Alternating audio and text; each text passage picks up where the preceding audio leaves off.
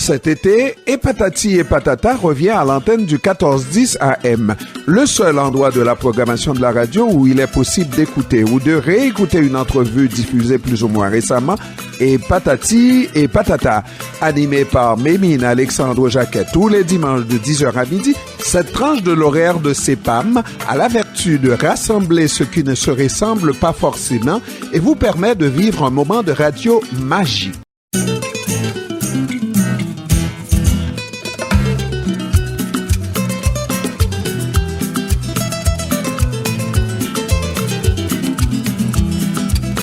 L'entrevue qui suit a été réalisée à l'émission Billets de retour. C'était aussi une première entrevue de Madame Myrlande Pierre à CEPAM. Il faut savoir que Myrlande Pierre est devenue le 9 juillet 2019 vice-présidente de la Commission des droits de la personne et des droits de la jeunesse. Avant sa prestation de serment à l'Assemblée nationale, Myrlande Pierre a été présidente de la table sur la diversité, l'inclusion et la lutte contre les discriminations de la ville de Montréal en 2008. Co-responsable du comité État, Gouvernance et Justice du groupe de réflexion et d'action pour une Haïti nouvelle, GRAN, plus connu sous le nom de GRAN, de 2012 à 2019. Myrlande Pierre faisait aussi partie du Conseil national des minorités visibles au gouvernement fédéral pendant une dizaine d'années.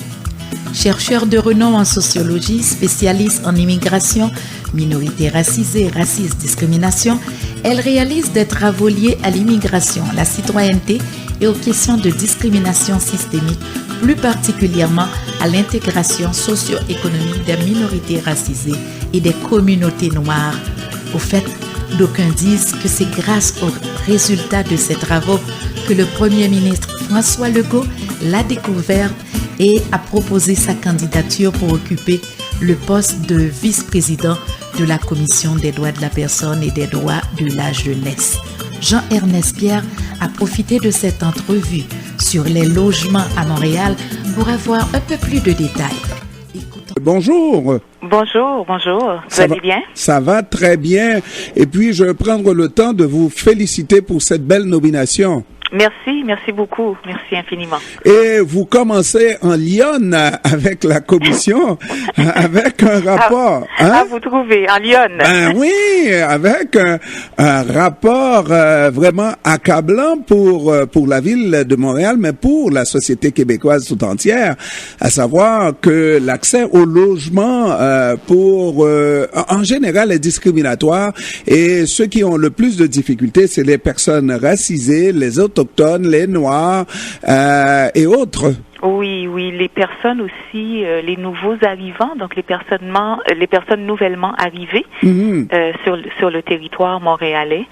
Alors, vous savez aussi, lorsqu'il y a on est en contexte de pénurie, mais ça vient aussi exacerber les formes de discrimination que peuvent vivre certaines minorités racisées, vous l'avez mentionné, minorités ethniques, mais surtout les minorités racisées qui sont cibles de racisme et de différentes formes de discrimination, bien entendu, et bien entendu les personnes autochtones aussi. Moi, je crois qu'il faut également mettre en lumière les difficultés auxquelles sont confrontées les personnes autochtones. Et permettez-moi de poser cette question, je ne dirais pas une question indiscrète. En général, lorsqu'on est nommé par un gouvernement dans une institution publique, même parapublique, les gens ont toujours tendance à faire attention pour ne pas perdre leur poste, n'est-ce pas? Ne pas trop dénoncer, Et alors qu'il n'en est rien, vous êtes nommé à la Commission des droits de la personne, de la jeunesse. Votre devoir, c'est de défendre les droits de la personne en général et les droits de la jeunesse et sans crainte d'être persécuté d'une certaine manière.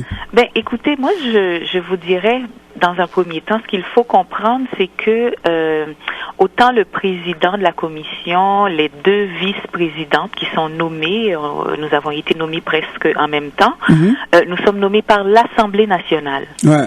Donc, vous voyez, et la commission, bien sûr, des droits de la personne et des droits de la jeunesse, comme vous le savez, assure le respect et la promotion des principes énoncés dans la Charte des droits et libertés de la personne du Québec. Donc, elle assure cette protection et la promotion. Donc, également, ce qu'il faut retenir, c'est cette indépendance qu'a la Commission, parce que la Commission doit jouer pleinement son rôle. Et le rôle de la Commission dans une société démocratique comme la nôtre, ben, c'est justement de jouer pleinement son rôle de défense des droits de la personne. Non. Alors, voyez, donc, il y a cette liberté intellectuelle. Absolument. Et vous êtes redevable seulement à l'Assemblée nationale, donc c'est pas au gouvernement comme tel. Non, exactement. Donc, les membres, d'ailleurs, les membres à temps partiel également, sont nommés par l'Assemblée nationale. Donc, c'est-à-dire comme moi, par exemple, lorsque j'ai été nommée, ça prenait les 2/3 de l'Assemblée. Bon, moi, j'ai eu quand même l'honneur d'avoir été nommée à l'unanimité. Donc, il y a eu vraiment l'appui à l'unanimité. Oui, des deux côtés, voilà. des quatre côtés de la Chambre, exactement, on pourrait dire, voilà, n'est-ce pas? Voilà, tout à fait. Tout à votre honneur. Cela dit, il reste que ce rapport ou ce document qui contient 19 recommandations quant à la précarité résidentielle qui affecte particulièrement les immigrants, c'est un rapport qui, je dirais, épingle ou qui pointe du doigt d'abord et avant tout la ville de Montréal. Est-ce qu'on parle de logement de logement à prix modique? De manière générale, bien entendu, l'accès au logement peut être beaucoup plus difficile pour certaines populations, donc certains groupes minorisés ou minoritaires au sein de la ville de Montréal. Et vous voyez, nos recommandations visent l'administration municipale, vous voyez. Donc c'est pas parce que les questions là auxquelles le rapport fait référence, les problèmes de discrimination ne datent pas d'hier. Hein. Donc c'est plusieurs administrations successives qu'il faut regarder et puis aborder la question, dans toute sa complexité, parce que c'est lorsqu'on soumet de telles recommandations, c'est à l'administration municipale. Vous voyez, et l'OCPM, l'Office de consultation publique de Montréal, en toute indépendance, mène cette consultation et aura à faire des recommandations à l'administration municipale, à partir des éléments d'analyse, des éléments qui auront été présentés soit à travers les mémoires, mais aussi à travers les témoignages de citoyens. Il faut aussi comprendre que cette consultation, c'est une consultation citoyenne, donc elle a cette particularité-là, d'inviter des citoyens et des organisations comme la nôtre et d'autres organisations de la société civile à faire non seulement des observations, des analyses et à faire des recommandations de l'administration. Évidemment, vous voudriez voir la ville de Montréal jouer un rôle prépondérant dans le loyer à prix modique qui donnerait le ton, mais il reste que dans le privé aussi, la même problématique qu'on vit discrimination, n'est-ce pas, par rapport aux groupes racisés existe bel et bien, n'est-ce pas? Oui, tout à fait. Mais si la ville joue son rôle et fait en sorte qu'il n'y ait pas de discrimination dans les logements de la ville de Montréal, ça pourrait atténuer un peu cette problématique dans la société montréalaise, c'est ça? Bien sûr, plus il y a par exemple, le logement, une offre de logements sociaux, et moi je dirais aussi favoriser par exemple la mixité sociale qui permet un accès plus favorable, qui crée des conditions à un accès plus équitable au logement. Bien sûr, ça va pas tout régler, bien entendu, il va toujours y avoir, à mon avis, des discriminations dans le domaine de l'emploi. D'ailleurs, le rôle de la commission, un des rôles, c'est aussi de recevoir des plaintes quant à l'accès au logement. Lorsqu'il y a des motifs de discrimination fondés sur un des 14 motifs, non seulement la race, mais également conditions sociales et autres motifs de discrimination, la commission va jouer son rôle. Vous voyez, non seulement dans l'accueil et l'analyse des plaintes, mais la ville comme administration municipale doit mettre en place des mesures, des politiques, des programmes pour favoriser aussi le plein accès. Et la commission a salué, notamment la volonté de l'administration actuelle de développer plus de logements sociaux. Oui, on a vu. C'est une bonne décision. Absolument. C'est un pas dans la bonne direction. Il faut aussi le souligner. Alors, dites-nous, Madame Pierre, donnez-nous un exemple, parce que j'ai énormément de difficultés à comprendre comment la ville pourrait, par sa façon de faire, permettre de la discrimination dans l'accessibilité des logements à des personnes racisées. Comment, quel exemple clair qu'on pourrait avoir de la ville qui pourrait favoriser cette problématique-là? Bon, d'abord, comme je le mentionnais, la politique voulant la création de plus de logements sociaux, c'est la voie à privilégier. Okay. Bien entendu, la lutte au racisme et à la discrimination reste aussi une voie qu'il faut préconiser. Nous, on recommande justement la mise en place d'une politique, l'élaboration et la mise en œuvre d'une politique de lutte contre le racisme et la discrimination. Est-ce que, Madame Pierre, lorsqu'on se présente, par exemple, dans un bureau où qu'on fait une demande pour un logement de la ville de Montréal, il y a beaucoup plus de possibilités qu'on accorde le logement à quelqu'un qui n'est pas noir, n'est-ce pas, par rapport à la personne noire? Est-ce que la personne noire passe en deuxième position, en troisième position? Est-ce que vous parlez de logements sociaux logements ou sociaux, de manière générale? Logements sociaux de la ville de Montréal. Écoutez, je connais pas les critères et les paramètres, mais il y a certainement des paramètres qui sont en place et qui prennent en compte la condition sociale, notamment des personnes là, qui font une demande pour avoir un accès à un logement social. Mais si ces critères-là sont les mêmes pour tout le monde et sont appliqués également pour tout le monde, donc la ville n'aurait pas de responsabilité particulière. Sinon, le fait qu'il n'y ait pas suffisamment de logements, de logements qu'on appelle logements à prix modique, n'est-ce pas, ce n'est qu'à ce niveau-là qu'on pourrait reprocher à la ville de Montréal. Moi, je vous dirais, par exemple, si on applique, par exemple, une analyse qui permet justement d'analyser les conditions sociales d'une famille ou d'une personne, par exemple, l'intersectionnalité des motifs de discrimination peut jouer un rôle important. Par exemple, on sait que les personnes nouvellement arrivées, les familles nouvellement arrivées, les nouveaux arrivants, vous voyez, ont souvent, et d'ailleurs les études le démontrent, vivent des situations de précarité socio-économique.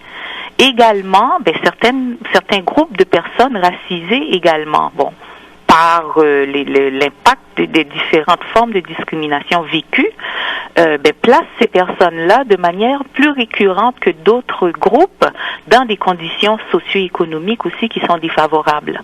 Donc, ça fait en sorte que la question de la condition sociale et économique, normalement, devrait aussi favoriser davantage certains groupes. Comme je vous dis, dans la lutte au racisme et à la discrimination, ce n'est pas une mesure prise de manière isolée qui va corriger les situations, mais c'est dans la complémentarité des actions. Autrement dit, le fait justement de mettre tout le monde sur le même pied, celui qui était avant va passer avant celui qui vient après, n'est-ce pas? Ça crée un peu plus d'injustice par rapport aux conditions des uns et des autres, c'est ça? Aux conditions d'accès, c'est-à-dire si la personne est d'autant plus, par exemple, une minorité racisée ou une personne autochtone, mais aussi vivent des situations de discrimination ou des conditions sociales ou économiques moins favorables, mais normalement, d'après moi, si c'est bien appliqué, cette personne-là devrait avoir un accès plus facile, à mon avis. Mais là encore, dépendamment comment ces critères-là sont appliqués. Moi, je ne suis pas dans l'application là de la mise en œuvre directe là, de l'accès au logement. Ce que je dis, ce que la commission dit, c'est qu'il y a des groupes qui vivent des situations de précarité qui sont exacerbées de par leurs conditions sociales, mais également par le fait qu'ils appartiennent à certains groupes qui sont victimes de différentes formes de discrimination. Et là, on devrait faire appliquer la règle de la discrimination positive? Ben, ça, c'est une règle qui s'applique, notamment dans le domaine de l'emploi par le biais du programme d'accès à l'égalité. Moi, je crois que c'est l'ensemble de ces paramètres qui devraient éclairer les personnes qui ont à prendre des décisions. Voilà. Mais voilà, et on va suivre cette chose-là parce qu'il me semble qu'il y a une levée de bouclier, plusieurs groupes qui demandent qu'il y ait un changement dans ce sens-là. Et quand vous dites que la ville de Montréal semble vouloir bouger dans ce sens pour qu'il y ait beaucoup plus de logements et plus accessible dans Montréal, et même exige aux promoteurs d'avoir un pourcentage de logements. La mixité sociale, et voilà, donc ça peut faire bouger les choses d'une certaine manière. Alors certainement sur la bonne voie. Et on salue cette volonté de l'administration municipale là, qui fait justement des logements, le logement social ou les logements sociaux une priorité. Donc c'est un pas dans la bonne direction. Outre ces mesures plus spécifiques et particulières, ça prend aussi une approche plus globale dans la lutte contre le racisme et la discrimination. Voilà. Ness, je vous remercie de nous avoir accordé cette entrevue. Encore une fois, bonne chance comme vice-présidente de la commission. Merci beaucoup.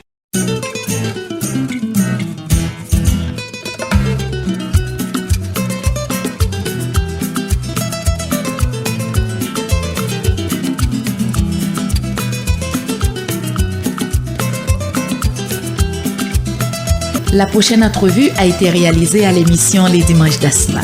L'équipe Carousel, composée de Françoise Bourdu et de Martial Lamy, avait invité Chris Moïse à venir partager avec les auditeurs de CEPAM une expérience majeure, c'est-à-dire comment il a pu retomber sur ses pattes, se réinventer, se rebâtir après la tragédie du 12 janvier 2010 qui lui a ravi à la fois papa et maman.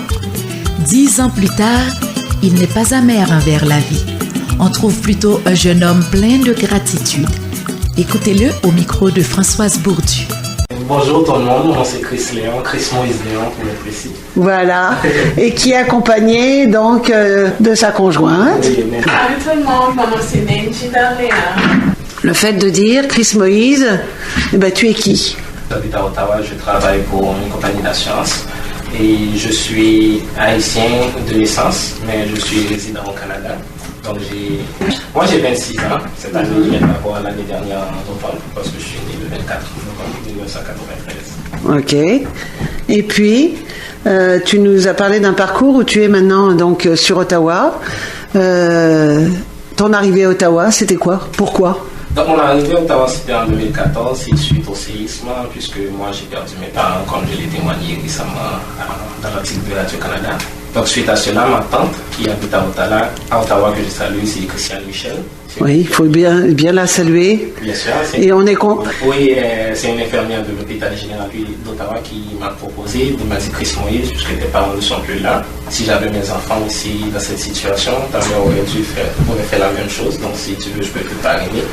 J'ai accepté, puis en 2014, je suis arrivé pour continuer ma vie suite à ce qui s'est passé en Haïti. Alors, si je comprends bien aussi, ta tante, elle était seule? Elle avait des enfants? Non, elle n'habite pas seule, elle habite avec sa mère, puis ses deux enfants. Donc, j'habitais avec mon cousin, qui m'a beaucoup supporté aussi. Qui a à peu près le même âge? Qui est un an plus vieux que moi.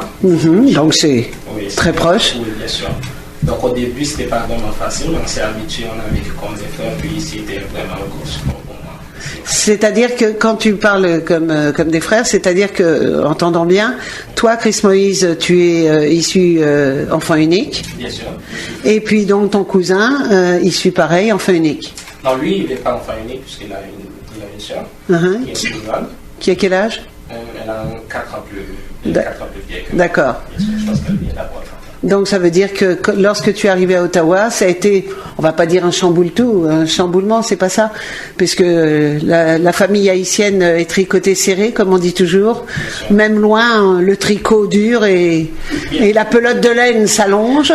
Les Haïtiens, c'est une communauté qui se retrouve toujours, peu importe où ils sont ça entre eux, de s'attirer entre eux. Et que ce soit frère ou pas frère de sang, de toute façon, on l'est pareil. Tout à fait.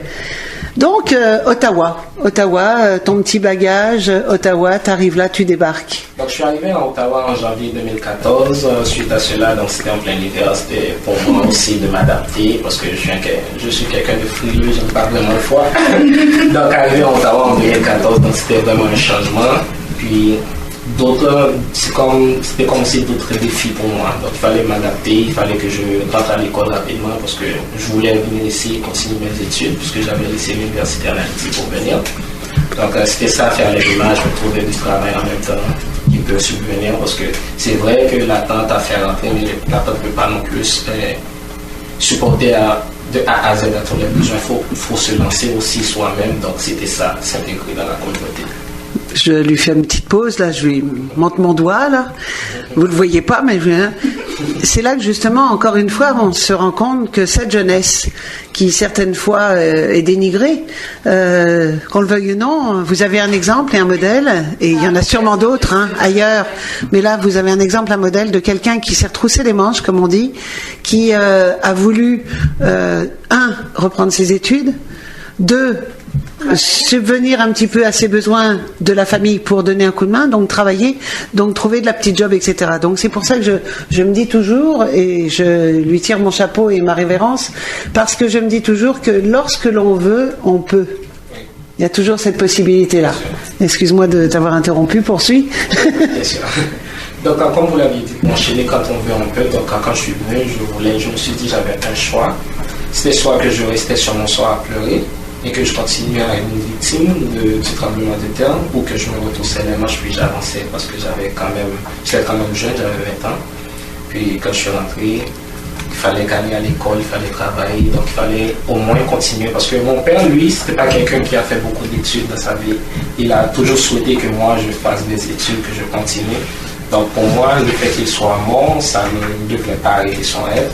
Donc je devais continuer, donc je suis rentré à l'école la même année en septembre à la cité collégiale.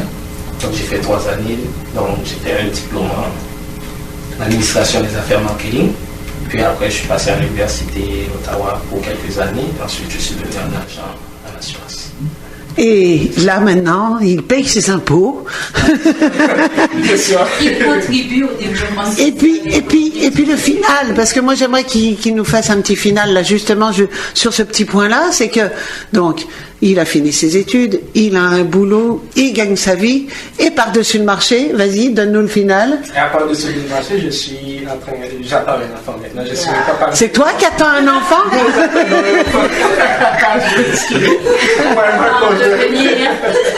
Bien sûr. C'est-à-dire que Chris Moïse a fondé une famille. C'est-à-dire ils sont en train de nous tricoter un petit. Et la manière dont ça va se dérouler, je dirais, c'est un peu une petite famille établie, en ce moment en Ontario, pas au Québec. Peut-être qu'un jour, on ne sait jamais. Mais la porte est ouverte et ça lui arrive donc de venir et on a encore un contact et heureusement, ça me fait plaisir. Mais c'est surtout le fait de dire qu'il a trouvé une base. Bien sûr. Mais j'aimerais que l'on revienne donc pour quelques instants, le fait de dire que ta base que tu t'es trouvée, tu avais également une base là-bas. Ah, bien sûr. Et j'aimerais que tu parles d'eux. Ah, bien sûr. De mes amis. Je dis souvent aux gens ici, les gens me disent vraiment, Chris, tu as fait des progrès ici et tout. Je leur dis bien oui. Venir au Canada, c'est souvent un avantage parce que c'est un pays qui offre plus de possibilités par rapport à mon pays d'origine. Mais ça ne veut pas dire toujours que quand on est à Haïti, on ne fonctionne pas bien. si on n'a pas vraiment de l'argent. Moi, quand j'étais en Haïti, j'avais de bons amis que je travaillais avec eux, je fais quand il fallait. Donc oui, je leur dois beaucoup. Mon support en Haïti avait commencé d'abord avec le Centre culturel Pied-Poudré, dirigé par Paula Clermont-Péan, que je salue si jamais elle écoute l'émission maintenant ou plus tard. Donc c'est quelqu'un que je respecte et quelqu'un qui a toujours une place profonde dans mon cœur. Donc à cette époque, j'étais comédien pour la troupe Atelier Théâtre Création Plus, dirigée par Paula Clermont-Péan. Donc c'est à ce moment-là aussi que j'ai rencontré Françoise Bourdieu. Donc j'étais comédien dans la troupe pour le Chevalier de l'eau.